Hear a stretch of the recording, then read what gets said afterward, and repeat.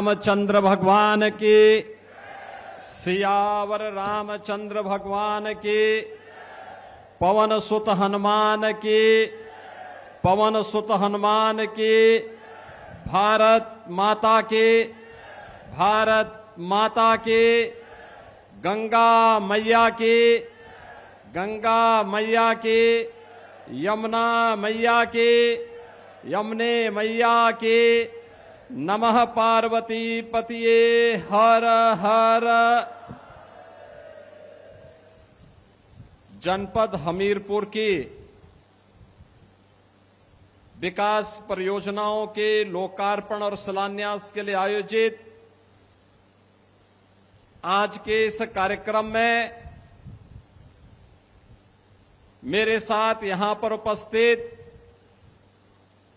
उत्तर प्रदेश सरकार में मंत्रिमंडल के मेरे सहयोगी, जल शक्ति विभाग के राज्य मंत्री श्री रामकेश निषाद जी, राज्यसभा के माननीय सांसद श्री बाबूराम निषाद जी, जिला पंचायत के अध्यक्ष श्रीमती जयंती राजपूत जी,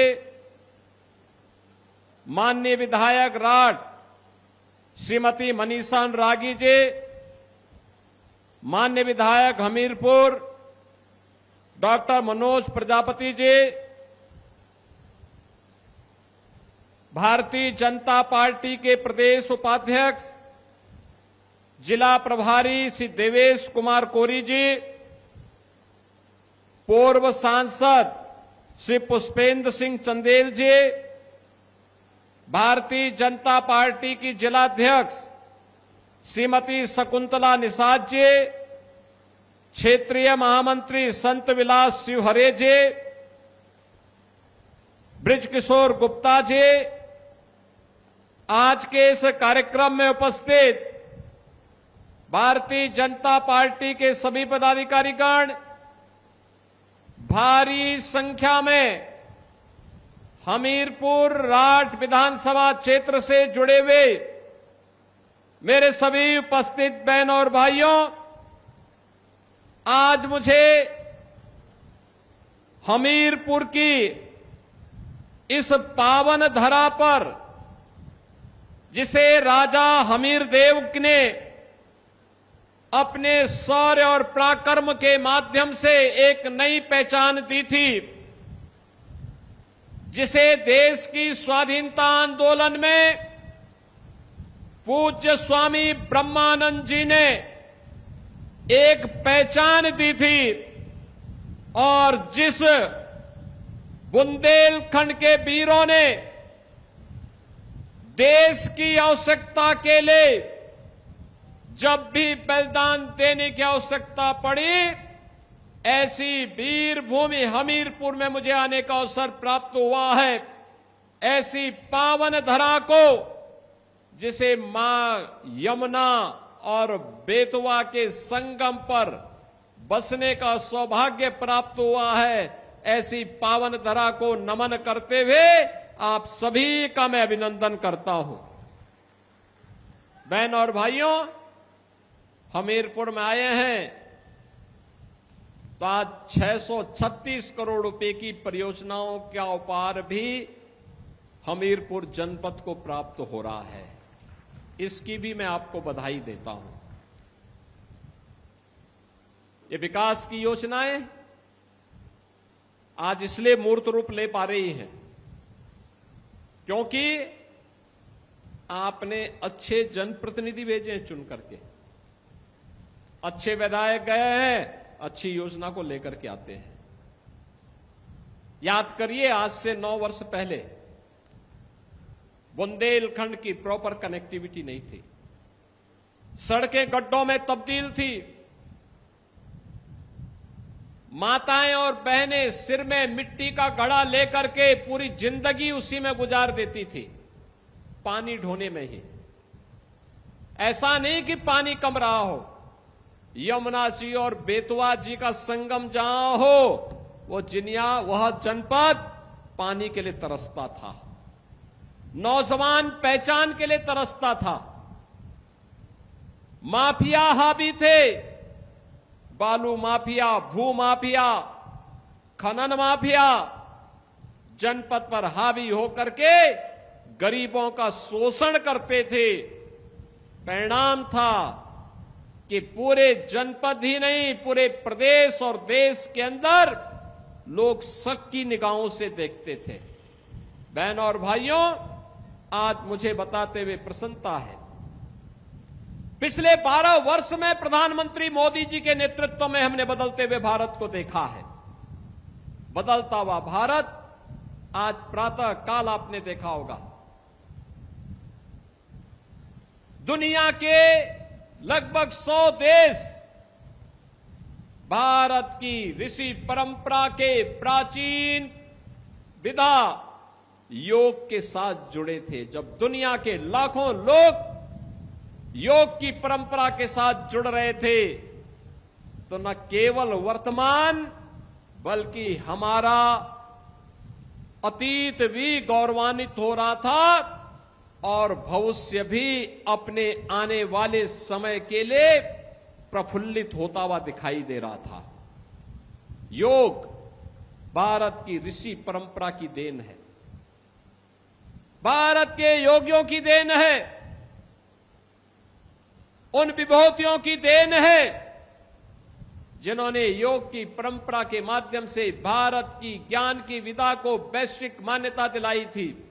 आधुनिक काल में प्रधानमंत्री मोदी जी ने योग की इस विधा को वैश्विक मान्यता दिलाई और आज हमने 12वें योग महोत्सव के साथ जुड़ करके अंतर्राष्ट्रीय स्तर पर एक बार फिर से भारत की पहचान को दुनिया के सामने प्रस्तुत किया है। कुंभ का आयोजन हजारों वर्षों से, मोदी जी ने कुंभ के आयोजन को भी मानवता के अमूर्त सांस्कृतिक धरोहर के रूप में मान्यता दी। भारत की परंपरा को अब दुनिया मान्यता दे रही है। अब पहचान का संकट नहीं है, ये पहचान का संकट इन्होंने पैदा किया था जो जातिवाद की राजनीति करते हैं। सत्ता में आते हैं तो अपने परिवार का पेट भरते हैं, उनको अपने परिवार के अलावा कुछ नहीं दिखता। लेकिन मोदी जी के लिए तो 140 करोड़ का भारत ही परिवार है और हमारे लिए 25 करोड़ का उत्तर प्रदेश ही परिवार है। इसलिए उन 25 करोड़ जनता जनार्दन के हित के लिए कार्य करना, उनके लिए योजनाएं बनाना, उसको प्रभावी ढंग से लागू करना, जब इस उद्देश्य के साथ कार्य होता है तो परिणाम आने में भी देर नहीं लगती। बहनों और भाइयों, आज उसी का परिणाम है। जब मैं पहली बार 2017 में मुख्यमंत्री बनने के बाद बुंदेलखंड आया था, मैंने कनेक्टिविटी के बारे में पूछा गया, लोगों ने कहा अच्छी नहीं है, तो मैंने उस समय बुंदेलखंड एक्सप्रेसवे की बात की थी। आज मुझे बताते हुए प्रसन्नता है, बुंदेलखंड के पास अपना एक्सप्रेसवे है। डिफेंस मैन्युफैक्चरिंग कॉरिडोर, पहले बुंदेलखंड का नौजवान आर्मी में भर्ती होता था और जो उसके पास गोला और बारूद होता था वह दुनिया से मंगाया जाता था, आयात किया जाता था। अब गोला बारूद, तोप, मिसाइल, ये सब यूपी में बन रही है। प्रधानमंत्री मोदी जी के कारण यूपी में बन रही है और यूपी के नौजवान की, भारत की सेना की ताकत क्या है। ऑपरेशन सिंदूर में आपने देखा होगा कि लखनऊ में बना हुआ ब्रह्मोस मिसाइल जब पाकिस्तान पर दागा गया, वह जान बचा करके, दुम दबा करके दुनिया के अंदर हाय तौबा करते हुए जान की भीख मांगता हुआ दिखाई दे रहा था। यह है नए भारत की ताकत। अब नया भारत पहचान के लिए मोहताज नहीं और नए भारत की तर्ज पर यूपी ने भी अपनी पहचान बनाई है। हर घर नल की योजना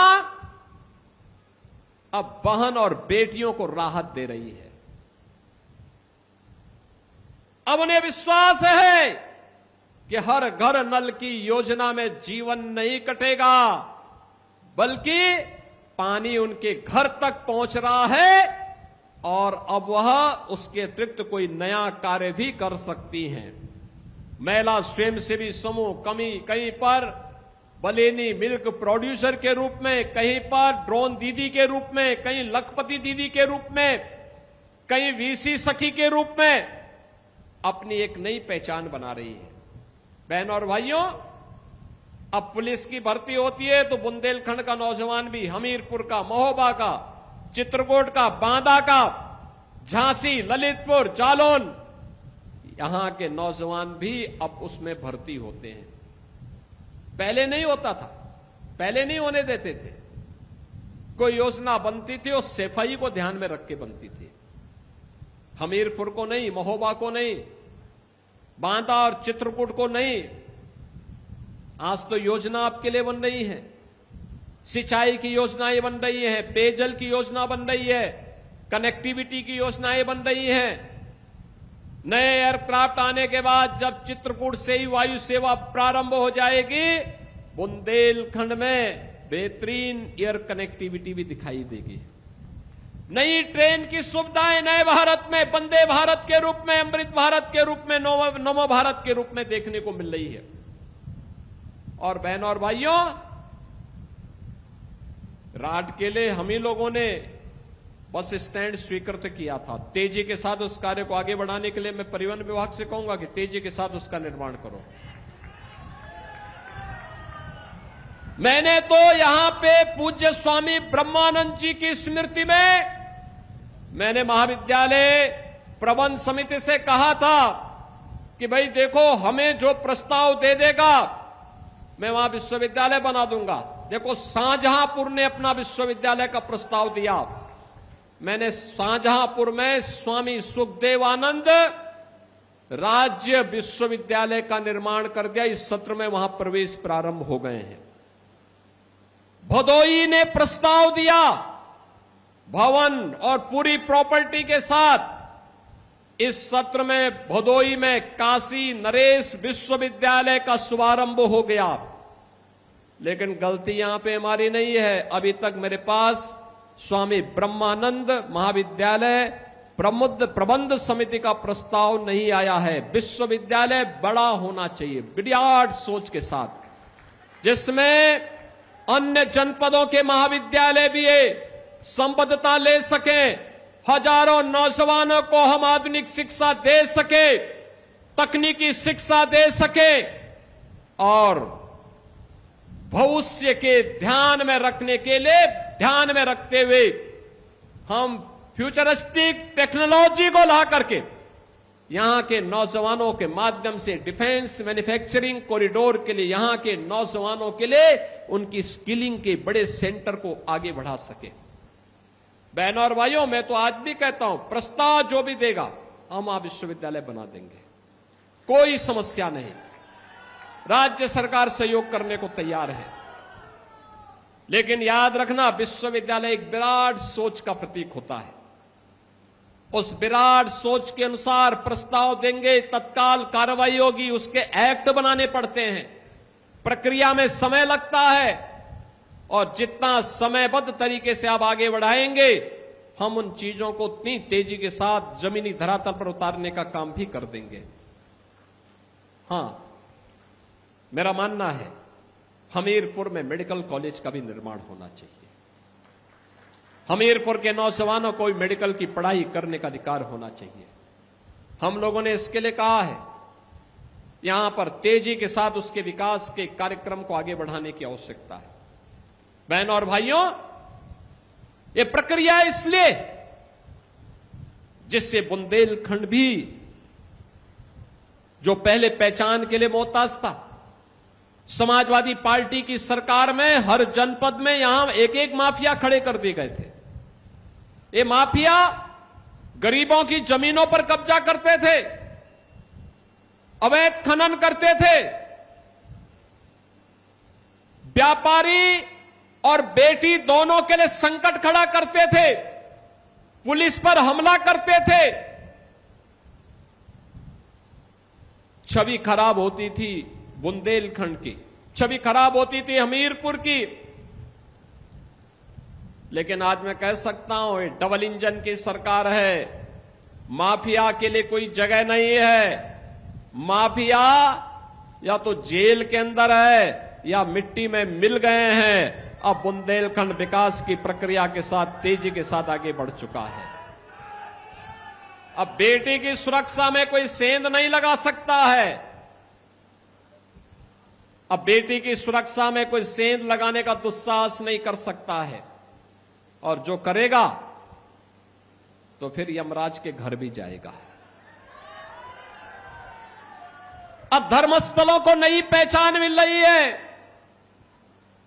तालाब खुदवाए जा रहे हैं, जल संरक्षण के बड़े कार्यक्रम चल रहे हैं, और मैं आप सबसे अपील करूंगा, हमीरपुर वासियों से भी, पूरे बुंदेलखंड वासियों से भी, बहनों और भाइयों, हर घर नल की योजना व्यापक परिवर्तन का कारण बनेंगे। अर्जुन सहायक हो, करवई का हो, या फिर यहां पर रतौली बांध की हो, भावनी बांध की हो, कचनौदा बांध का हो, मझगांवा एवं चिल्ली स्प्रिंकलर सिंचाई परियोजना का हो, या केन बेतवा की परियोजना का, बुंदेलखंड में आने वाले समय में सिंचाई के लिए भी और पेयजल के लिए जल का संकट नहीं होगा। लेकिन हमारी भी जिम्मेदारी बनती है, एक नागरिक कर्तव्य के रूप में जल संरक्षण का कार्य करना, एक एक बूंद जल का संरक्षण करना। जैसे इस साल अभी आप देख रहे होंगे, आज 21 जून हो गई है, अभी तक मानसून नहीं आया है। ये जो बादल दिखाई दे रहे हैं ना, ये तो चूंकि हम लोगों का दौरा हो रहा था तो भगवान ने कहा होगा कि ज्यादा गर्मी न हो, इसलिए जो है थोड़ा बहुत देखने को मिल रहा है। लेकिन अब तक बरसात होनी चाहिए थी, मानसून आना चाहिए था। पिछले 2 साल मानसून अच्छा था। अगले 3 साल के लिए अल-नीनो के कारण असमय वर्षा, कम वर्षा, इसकी अभी से चेतावनी आ रही है। और मेरा आप सबसे अपील होगा, जल की एक एक बूंद को बचाना। हर घर नल योजना का मतलब नहीं कि टोटी खुली है तो खुली ही रह जाए। हमारा दायित्व हम उसको बंद करें, चोरी न करने दें, पेयजल का संकट न हो। जितने जल की आवश्यकता हो उतना ही हम उसमें लें। अनावश्यक रूप से खर्च नहीं करना चाहिए, यह हमारी आवश्यकता है। और जो जल बचे उसका बेहतरीन उपयोग हो। सिंचाई के लिए आधुनिक वैज्ञानिक तरीकों का उपयोग किया जाना चाहिए। आप करेंगे, वर्तमान भी और भविष्य भी अच्छा होगा, सुंदर होगा। और यह हम सबके लिए आवश्यक है। अधिक से अधिक वृक्षारोपण का करना।